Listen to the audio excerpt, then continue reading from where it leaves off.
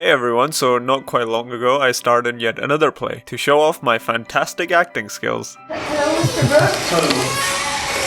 This time it was a rendition of Lewis Carroll's famous book Alice's Adventures in Wonderland. For our foreign audiences and those who are not quite familiar with Alice in Wonderland, I will now do a summary of the plot. If you already know what happens, then skip to this timestamp. Alice is a bored little girl, and when her sister tries to entertain her, she's kind of not nice. She then sees a rabbit who's in a hurry and follows it down a rabbit hole. There she finds a small key for a door that's too small to enter. It leads to a garden. She drinks a potion that shrinks her and then eats a cake that makes her big again. So she starts crying and her giant tears cause a flood, and she shrinks down to the right size again. In the flood, she meets a mouse who's offended by Alice constantly talking about her cat, joined by a dodo and the eaglet. They all have a caucus race and leave. Alice then meets the rabbit again, who mistakes her for a servant and asks her to fetch something. She eats some cake and grows large again, scaring off the rabbit and Bill the lizard. She then asks Tweedledee and Tweedledum for instructions to get her to the garden, but they perform a poem and are scared off by the crow. She then runs into the caterpillar. They have an argument over whether how big or small you are actually matters, and he explains to her that the different parts of the mushroom will make her change size. One makes her bigger, the other smaller. She eats one of the mushrooms, which makes her neck grow large. She's then confronted by the pigeon, who thinks that Alice is a serpent and wants to steal her eggs. She meets Humpty Dumpty and is disappointed to discover that her hero is nothing like how she imagined,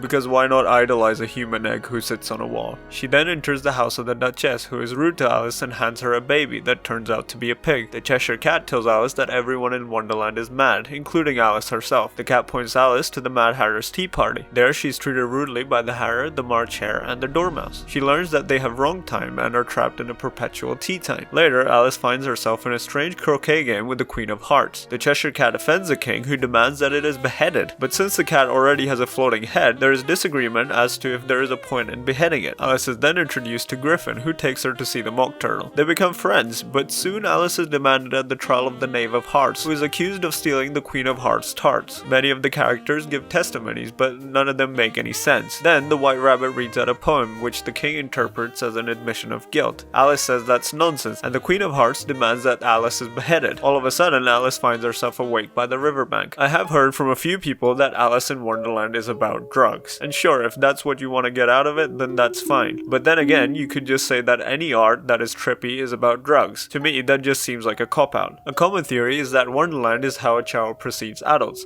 and I like this interpretation. As I've grown older, the actions of adults have started to make a lot more sense to me, as very bizarre aliens whose actions rarely made sense. Most of the characters are rather preachy, and are trying to instill some lessons into Alice. Alice is constantly unsatisfied by what size she is, which can be an analogy for the discomfort with growth we sometimes face, especially in our teenage years. The caucus race represents the absurd games and rituals we conduct, going around in circles accomplishing nothing. The caterpillar asks Alice, "Who are you?" questioning her identity, something we deal with throughout our lives. She forgets a poem she knows by heart, perhaps due to the effects of being in Wonderland, or the authority of the caterpillar. The pigeon accuses Alice of being a serpent, as she has a long neck, again questioning her identity. Humpty Dumpty frustrates Alice by assigning whatever meaning to words that he pleases, maybe alluring to the fact that people can use the same word, say like freedom, to mean completely different things. The frog footman speaks without considering his surroundings, and being completely unaware of Alice's actions. The Duchess performs a poem about beating her child, which makes the Cheshire Cat questions Alice's sanity for going along with it all, and speaking to the animals and objects in Wonderland as if they were behaving in a normal manner. At the tea party, Alice is confronted with the fact that time is a person that punishes those who offend it, perhaps highlighting how a child perceives adults who carry out a string of pointless conversations during tea time. The play with language and the riddle with no answer point out how the world carries out rules and conventions with inconsistencies and arbitrary principles. The hierarchy in Wonderland is reversed to that of the real world. Here, inanimate objects, a pack of cards, rule over animals, and they all answer to the Queen of Hearts. Alice finds it easier to stand up to her than she did the animals. Ultimately, this is Alice's dream, but she doesn't want it to end just yet, so that she can find out what the point of Wonderland is. My favorite part of the play is when Alice meets Griffin and the Mock Turtle, who turn out to be the closest thing she has to friends in Wonderland. She can relate her primary education to their sea school, but eventually they too start speaking nonsense. The pair encourage Alice to recite a poem, as she is a afraid of performing. The absurdity of the trial is perhaps mocking our own legal system, with none of the witnesses helping to reach a verdict, and the jury making absurd conclusions. When the king attaches a guilty conclusion to a nonsensical poem, Alice protests. Of course, throughout her journey in Wonderland, she had been treating bizarre things as if they were normal. This points to the fact that Wonderland is just a dream,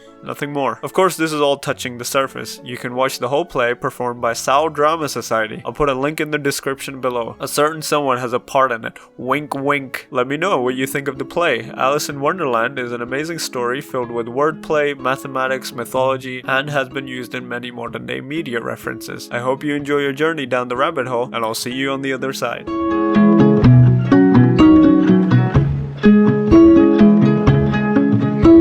Been cautious with my